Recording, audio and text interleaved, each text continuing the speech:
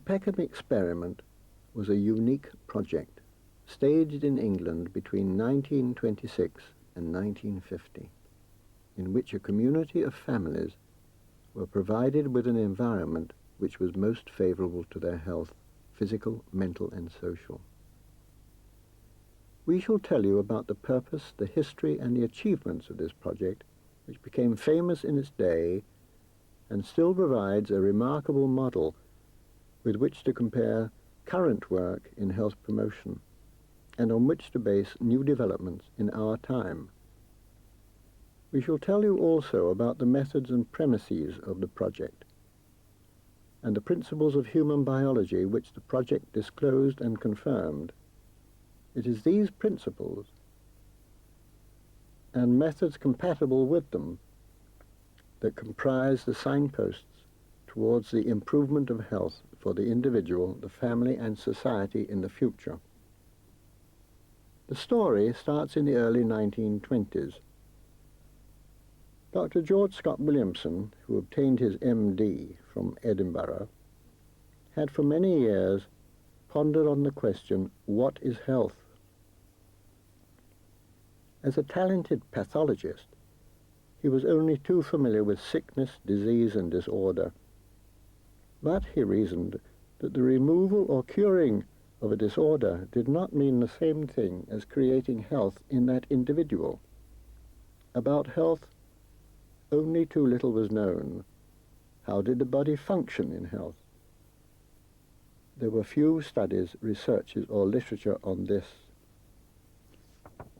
How did the individual behave when in health? How would healthy people relate to one another? What would be the consequence of generations of healthy parents, healthy children, healthy communities? These were some of the questions that he pondered on in those early days, questions on which we ponder still today, and which have now assumed a much greater prominence and urgency. He was both a researcher and a practical man. He knew that the answers to these questions must come from field research and experiment. To understand health, he would have to study healthy people, healthy families, if he was to pursue the course of health through successive generations. At this point, he identified himself with the biologists who, with respect to any other species, are concerned not merely with the individual, but with the community and successive generations. Where were the healthy families? Perhaps health could be cultivated. He was determined to try. His collaborator in his work at that time and in his inquiry into health was Dr. Pearse, who obtained her MD in London. Her own work in a children's clinic confirmed the impasse with which they were faced, for she realized that she did not know what a healthy child looked like or behaved like, despite her extensive contact with children. The breakthrough came when, in the mid-1920s, they were offered the opportunity to run a clinic in London. The objective was to provide information and advice on birth control to working-class parents, an advantage enjoyed at that time mainly by the wealthy. Yes, said Scott Williamson, but both parents, not one, must be educated in birth control, and the health of both must be helped, as well as their social circumstances, if their plans and future are to have reasonable chances of fruition and success. The sponsors saw the sense of this, and so the first phase of the Peckham Experiment was launched. It is worth noting how much ahead of his time Scott Williamson was in this phase alone. An outline of what was done will show how he anticipated some of the standard health and welfare practices of later years. Their first health centre was located in a house in Peckham, open to families in the neighbourhood. For a small weekly sum, a periodic medical and dental checkup was offered to everyone. In addition, there were further clinics for parents, prenatal and postnatal and infant welfare, They went even further and provided an orthopedic clinic and a children's afternoon nursery, a social room, and in addition to all this, a social secretary, who helped members sort out problems of social adjustment and adaptation. This ran for 3 years, during which time they recognized some of the fundamental factors that are favorable and unfavorable to health. They witnessed some heightening of self-responsibility in people who, provided with the appropriate information, are able to make their own decisions about their own health. They witnessed some of the power and sensed the full potential of friends and neighbors, both as healing agency and as a promoter of health. However, they recognized that for most of the membership, there was a strong probability that whatever success was achieved in curing a disorder, that disorder, or a comparable disorder, physical, emotional, or social, would arise again at some time in the future. Thanks to the closeness of the relationship between the researchers and the members, it was possible for them to see in many individual cases why this was so, and then to draw their general conclusion. This was that the seeds of disorder lay in the deficiencies of the environment, physical, social, and traditional, in which the people lived, worked, shopped, fed, relaxed, brought up their children, and sought friendships. Until that environment was changed for the better, the constant high incidence of disorder would remain, whatever the rate of cure might be. There would be no chance of studying health. Scott Williamson decided to close down, rethink, and start again. But even in what he had done already, he had anticipated many of the developments in frontline primary care, which were to take place in later years. He had also pioneered thinking into a greater appreciation of the ecological aspect of disease and, hopefully, of health.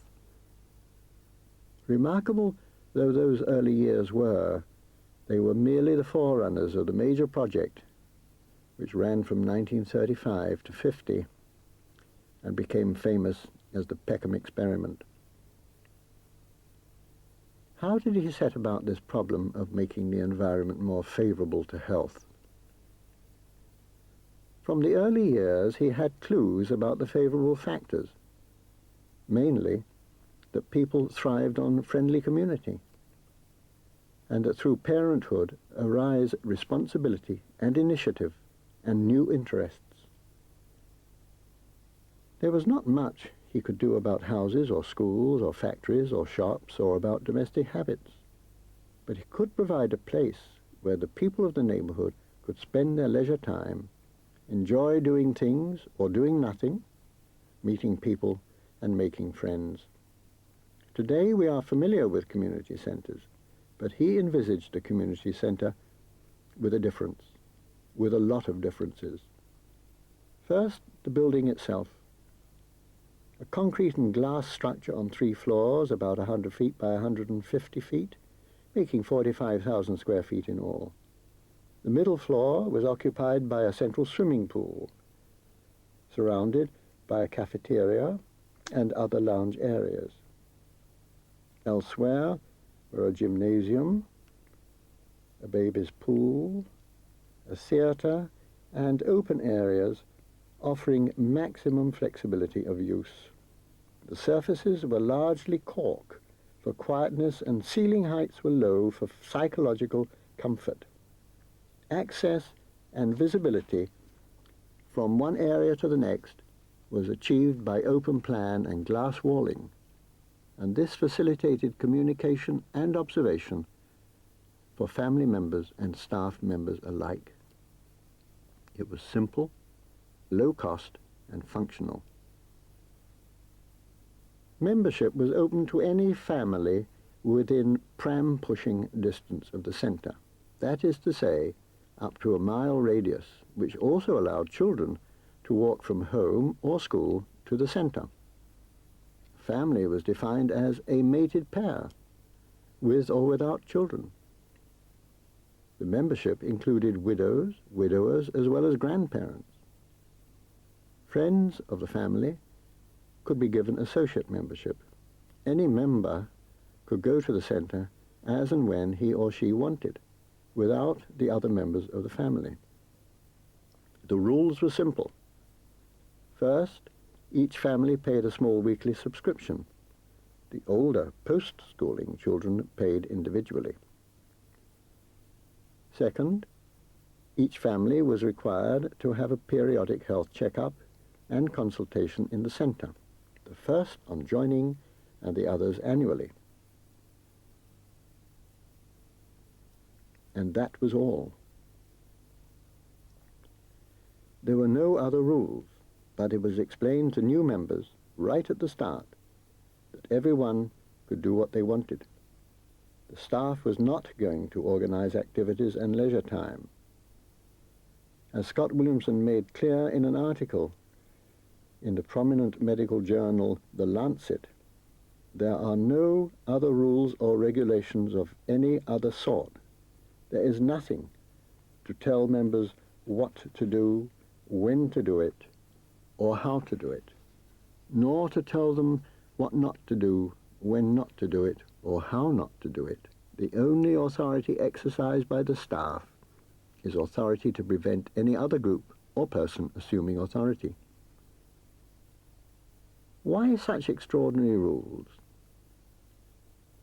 Because, reasons Scott Williamson, when we speak of health, we speak of that person functioning efficiently in himself and in his environment. The capability and potential for this is inherent in man, as in other species. We don't know what that function is, how it expresses itself, nor what environment favours it. It must be left to the members to reveal it, uninhibited, either by interference from the staff or by old habits, traditions, and expectations. We must be patient.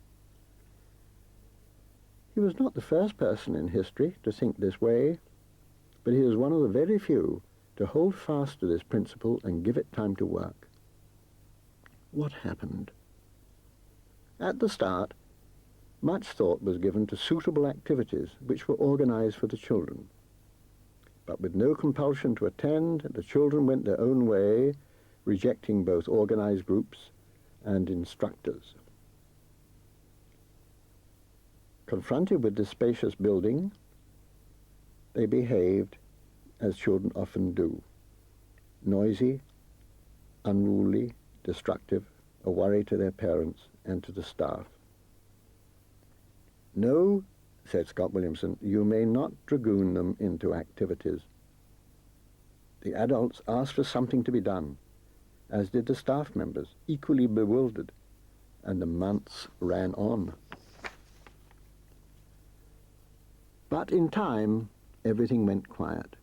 The children's noise and scampering around the building was replaced by calm, a sense of purpose, and dedicated activities. The switch from chaos to order was no mystery. It came when the social staff, led by Lucy Crocker, recognized that while the children were attracted to the activities the centre offered, they wanted, needed, to use them in their own way and their own time. To facilitate individual choice, the ticket system, already in use by the adults, was introduced for the children. If young Jane wanted to swim, she would find Lucy Crocker or another member of staff, tell her so, and be given a ticket on which she wrote her name, time, and activity. Off she would go to the bath and put her ticket in the box and have her swim. This simple procedure, easy and fun for the children, added a grain of purpose and self-awareness to the otherwise hectic pursuits of the child, and released inner resources of a magnitude that were way, way beyond what was needed for handling the ticket. In time, these tickets also provided information for research into children's activities, growth, and development. We shall return to the children later, but it is important to note that the widespread changes in their behavior, spontaneous and purposeful, not only brought pleasure to the parents, but also brought a general sense of order in the building, in which the adults moved even more in their own way into activities which suited their interests and development. From this point onwards, the behavior, the actions, and the relationships of the whole membership began to acquire those qualities that were characteristic of Peckham right up to the moment of final closure in 1950. Individuals developed excellently in physical, mental, and social skills and capabilities, irrespective of age. But it was particularly impressive in the babies and the toddlers, and as time went on, in the adolescents. Less spectacular, but also impressive, was the impact on the parents, raising their capability, skill, and satisfaction throughout the many phases of parenthood. How do we account for this? First, there is the basic premise that people have an innate wisdom, and that this will express itself continuously, so enabling them to deal with their own needs as they grow and develop. A fundamental part of this expression is seen in choice of action, of partner, of food, of things necessary to health. If this faculty for choosing is able to express itself on the right material, in the right environment, there will be excellent growth and development, excellent health, physical, mental, and social. If, on the other hand, it is not able to express itself through wrong materials, through preemption or interference by others, or by conditioning in wrong actions, then there is a loss not only of the faculty to choose, but of the skills and excellence that are a birthright and which naturally follow such choice. The second basic premise is that the environment must be favorable. Peckham showed that this meant favorable in having sufficient material and social diversity, visible and accessible, without unreasonable constraint in its use. It calls for a management of the environment such that the individual can get into action when his interest moves him. In natural man, observed Scott Williamson, this interest is to his advantage. We have to ensure that it has a place where it can grow and be acted on. For the adult, an unsatisfactory environment will lead to frustration, boredom, and a search for compensation, for better or for worse. For the very young, it will lead to poor growth and development, a loss of ease and skills, sometimes irreversible, that will affect the rest of their lives. Let us move now from development in the individual to development in the society. First, a few everyday facts. The membership rose before and after the war closure to between 650 and 750 families, about 3,000 people in all. This was a complete mixture of generations, from the newborn to grandparents. The attendance at the centre at any one moment, during morning, afternoon or evening, depended, of course, on whether adults were at work, children at school, or in bed at home. But there were times during the day, particularly at weekends, when all generations were present in strength. All, including the children, were free to use any part or place in the building. All could go and see what was going on in the theatre, in the swimming pools, in the gymnasium, the dancing, and in the library, the nurseries, anywhere. Anyone could spontaneously do what he or she wanted, provided there was space or equipment. What needed to be organized, like a party or a sewing class, was organized by the members themselves, who booked space and facilities as needed. without excluding anyone else from the opportunity to do or share in that sort of thing. With the abundance of individual and group activities, including people talking, watching friends and children doing things, admiring the babies, went a fluidity which allowed individual choice to be constantly exercised in major and minor things, but exercised within what can only be described as a harmonious whole. It was this harmonious whole of many ages and types and conditions of people which came to be recognized as the social soil from which each and every person drew nourishment. It was a rich and fertile soil. Scott Williamson's genius lay in enabling the people of that neighborhood to open their minds to their own potential and to become that community, that social soil from which each person drew, of which each person was a part. Further still, he identified this composition and quality of community as that inner and intimate environment which is favorable to health. Of that there was no doubt, for the physical, mental, and emotional and social levels of health were improved in the adults and well established right from the start in the children. For the adults, it is advantageous. For the children, it is essential for nurture, for growth and development. Paradoxically, it cannot be created for the children without the adults. What of the families? How did they fare? As individuals, mother and father, sons and daughters, flourished in this family club, rich in opportunities for action, for friendships, and for education, for learning and applying new skills, for running your life more effectively, and with more satisfaction, more happiness. The parents grew, not least in capability and confidence in both social matters and in home matters. They also got to know one another much better. For in the family club, most people became pretty active much of that time. Husband could see wife, and wife could see husband. Children could see mum and dad doing things on their own, with other people, with friends, and they were always approachable.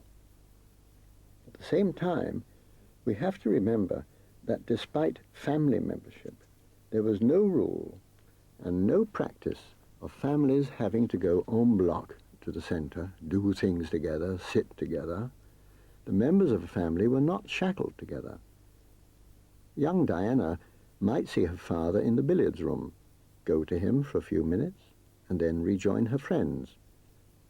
Mother might pause to watch son John swinging on the ropes, and then go on to her play rehearsal.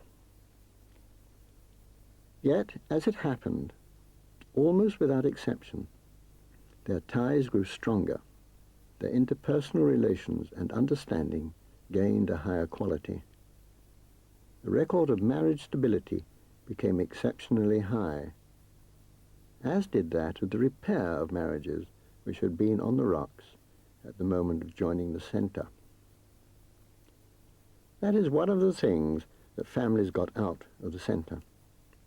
What they put in was equally remarkable and of high importance. Parents with children, or about to have children, have purpose, motivation, and energy, which is not easy to suppress, although today, too often, it is frustrated.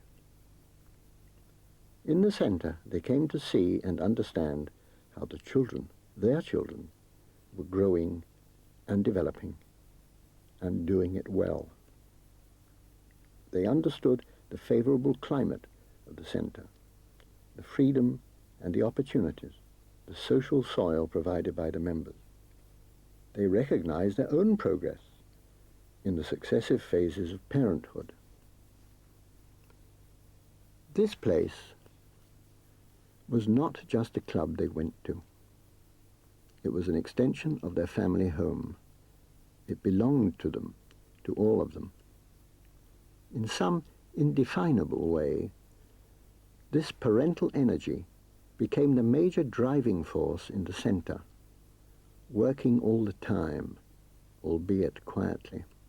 It was purposeful, so that choices and decisions by individuals, groups, or the whole population of parents were given a direction that was of advantage to home and family as well as to community. Two other things have to be introduced into this introduction to the Peckham Experiment. The first, the family health checkup and consultation, was mentioned earlier as a part of the conditions of membership. It took the following form. Once a year, by arrangement, each member of the family was given a physical examination, during which the doctor would be looking for what was right as well as for what was wrong. In the examination, for example, of a child, the doctor would be concerned with what stage of growth the child had reached and whether the growth was going well. That was the checkup. This was followed within a few days by the family consultation. Today it might be called counselling, during which the findings of the checkup were presented and explained, enabling the parents to get the full picture of the whole family, its health status, and the incidence of disorder. During this consultation, information and evidence was produced and shared well beyond that from the checkup itself. This came from the parents, the children, about their home practices and experiences, about father's workplace, from their observations of what they experienced in the centre. It would also come from the social observers on the staff. It covered anything of interest and importance to the family: children's progress, nutrition, schooling, and so on. Although this was of value to the staff as researchers, and to the parents seeking information on many personal matters, it had a further unique value. The family members and the doctors were all members of the same active, visible community. When any family member was being discussed, reference would be made to observations by parents and doctors or social staff of that person in action,